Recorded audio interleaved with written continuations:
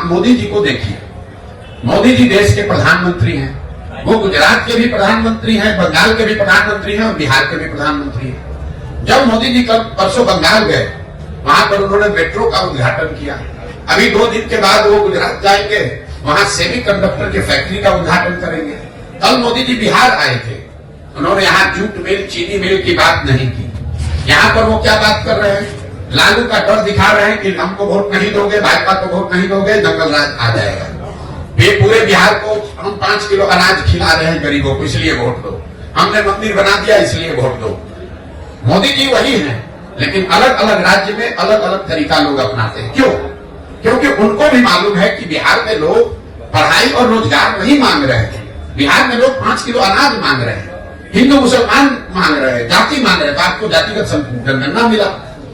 जो चीज आप लोकतंत्र में मांगेंगे वही तो मिलेगा। हम लोग इस पर चिंता करते हैं कि वोट किसको दिया जाए। मेरी अपनी 20 वर्ष की समझ है कि किसको आप वोट देते हैं ये जरूरी नहीं है, ज्यादा महत्वपूर्ण है कि आप वोट किस बात के लिए देते हैं। एक और आपको आंकड़ा दे रहा हूं, जितने दक्षिण के राज्य हैं जो आज देश में आगे हैं, केरल, तमिलनाडु, कर्नाटक, आंध्र प्रदेश, तेलंगाना, कोई भी ऐसा राज्य नहीं है जहां एक व्यक्ति 10 वर्ष से ज्यादा मुख्यमंत्री लगातार रहा।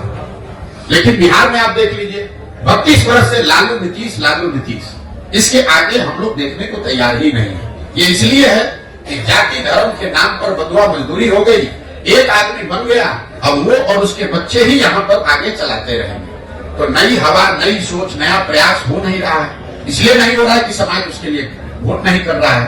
तो जब तक आप समाज में ये सुधार नहीं लाएंगे कि मेरे भाई तुम पाकिस्तान और पुलवामा के लिए वोट दे रहे हो, जबकि तुम्हारे बच्चे जाकर गुजरात में, तमिलनाडु में मजदूरी कर रहे हैं, तो तुम्हारा भला कैसे होगा।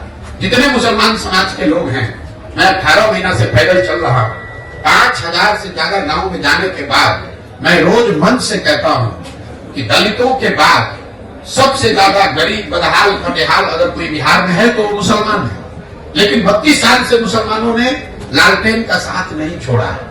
इस 32 साल में मुसलमानों ने कभी ये नहीं पूछा लालटेन से कि आप सड़क मंत्री हैं तेजस्वी जी, हमारे गांव में सड़क क्यों नहीं बना। आप ग्रामीण कार्य मंत्री हैं, लेकिन हमारे गांव की नालियों गलियों की दुर्दशा क्यों है। आप स्वास्थ्य मंत्री थे, हमारे बच्चों के लिए अस्पताल, दवा, डॉक्टर क्यों नहीं है। आप शिक्षा मंत्री थे, हमारे बच्चों के लिए पढ़ाई क्यों नहीं है। मुसलमान इन सारे परेशानियों के बावजूद जाकर उसी लालटेन को वोट दे रहा है। यही हाल भाजपा के वोटर का है। कोई नहीं पूछ रहा है मोदी जी से कि भाई आप देश में इतने बड़ी बड़ी बात कह रहे हैं, बिहार की बंद चीनी मिल, जूट मिल कब चालू होगी ये बताओ। आप बताइए, देश में कौन ऐसा उद्योगपति है जिसको अगर मोदी जी ये कह दे कि तुमको बिहार में जाकर चीनी मिल लगाना है और उसका हिम्मत है कि वो कह दे कि नहीं लगाएंगे। फिर मोदी जी ने ये क्यों नहीं कहा? इसलिए नहीं कहा कि उनको मालूम है कि ये काम करे चाहे न करे, बिहार की जनता हमको मुफ्त में वोट देगी ही देगी। उनको मालूम है कि बिहार की जनता भाजपा को सिर्फ एक बात पर वोट देगी, लालू का डर दिखाते रहो, वोट बोरा में लेते रहो, मंदिर और अनाज की बात करते रहो, लोगों से वोट लेते रहो। इसी तरह लालू जी को पता चल गया है कि मुसलमानों के लिए काम नहीं करना है, उनको सिर्फ भाजपा का डर दिखाते रहना है। ना उनको भागीदारी देनी है, ना हिस्सेदारी देनी है, उनको किरासन तेल बनाकर अपने लालटेन में जलाते रहना है। मुसलमान अपना और अपने बच्चों का भविष्य जला रहा है। लालटेन की रोशनी लालू जी के घर में हो रही है, मुसलमानों के घर में नहीं हो रही है। लेकिन अगर ये बात मुसलमानों को नहीं समझ में आएगी तो कैसे कोई सुधार ला देगा। कोई एक प्रशांत किशोर आ जाए कि 10 प्रशांत किशोर आ जाए। इसीलिए हमने दल नहीं बनाया है, इसीलिए हम वोट नहीं मांग रहे हैं। हम ये कह रहे हैं कि नहीं, पहले आप समझो, आप खड़े हो।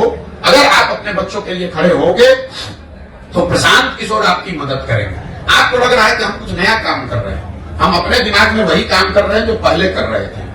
पहले मैं दलों को, नेताओं को सलाह देता था, उनको ये बताता था कि किस तरीके से संगठित होइए, किस तरह से अपने दल का गठन कीजिए, किस तरीके से चुनाव का प्रचार कीजिए, किन मुद्दों की बात कीजिए, कैसे भाषण दीजिए ताकि आप जीत कर आइए। काम अभी भी मैं वही कर रहा हूं। अब दलों और नेताओं को छोड़ दिया, बिहार के गांव गांव जाकर लड़कों को, बच्चों को बता रहा हूं कि मेरे भाई तुम्हें नया दल चाहिए, ये 4-5 दलों ने तुमको, तुम्हारे बच्चों को ठगा है, तो तुम साथ में आओ। पैसे की, व्यवस्था की, जाति की, चुनाव की चिंता प्रशांत किशोर पर, जनसुराज पर छोड़ दो। तुम साथ में आओ, एक नया दल, नया विकल्प बनाओ ताकि तुम्हारे और तुम्हारे बच्चों का आने वाला भविष्य बेहतर बने। विकल्प के अभाव में किसी की बदला मजदूरी आपको न करनी पड़े, यही वो प्रयास है।